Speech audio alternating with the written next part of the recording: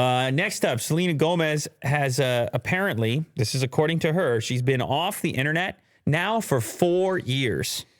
You remember the other day we were asking Mo what it would take for him to quit Instagram, and he said a Klondike bar, and then he quickly backtracked and was like, I feel like you might get me a Klondike bar, so I'm not going to do that. And then he started like upping his demands. Instagram ain't got nothing on the entire internet. Can you imagine staying off the internet for 4 years? Now, here's the other part of it. So she says she's been off the internet for 4 years, and also that it's helped her mental health, that she's better than ever, that she loves being off the internet. That's great. Good for her. But do you think, okay, obviously there's the great side of it, which is like you don't have to deal with all the bullshit or whatever else.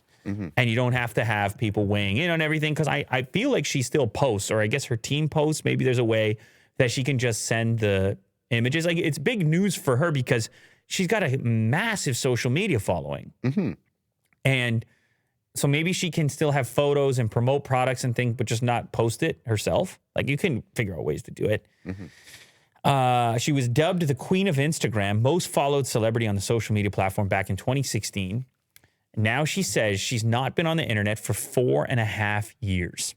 She says it changed her life completely. I am happier. I am more present. I connect with more people. I understand how powerful the internet is, and in so many ways, it's done the best things for the world. But for me, I get to my news that is actually important. I get my news that is actually important through people in my life. Anyway, I paraphrased a portion of that quote. I don't know that you can get all the news from everybody in your life. I don't know how informed you can be, but I do think there's totally something to this. I believe her that it's possible to be, and obviously she's in a different position where there's a ton of eyeballs, like hundreds of millions of eyeballs. And it can't be easy to completely disengage like that. No. Right? There's an incentive structure there. There's all types of little dopamines and opportunities, and who knows what she's actually given up in order to be completely off the internet. There are places where people go when they need help, and it's unfortunate that they cost ridiculous amounts of money. But as with Planned Parenthood, there's a place for women to feel okay and feel understood, and I want that for mental health. This is some project I guess she's working on. She has Wonder Mind, a mental health platform that she founded. She has her own challenges, including bipolar disorder. Well, she grew up, I guess, her whole existence, by the way, in the public, because she was a child star. Am I right about this? She was a Disney star, I believe. So that's gonna get you no matter what. Like,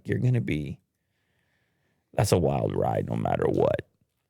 But increasingly, this social media thing, people are having alternative perspectives on it, and people can definitely overdo it. I'm not saying like that you can't figure it out. Oh, somebody said in the chat she was on Barney. Remember the show Barney as a kid? So yes, her whole life been in that situation. Yeah, there you go. There she is. This is her Wonder Mind story, if you want to check it out. I don't know that everybody needs to quit the internet completely. Some people probably know that they need to be without it completely. I think some people can probably manage. It is a powerful situation. And you hope that people can find some sort of relationship with the internet that isn't completely overwhelming and damaging. And just keep watching Lou Later, all right? Don't quit this for 4 years.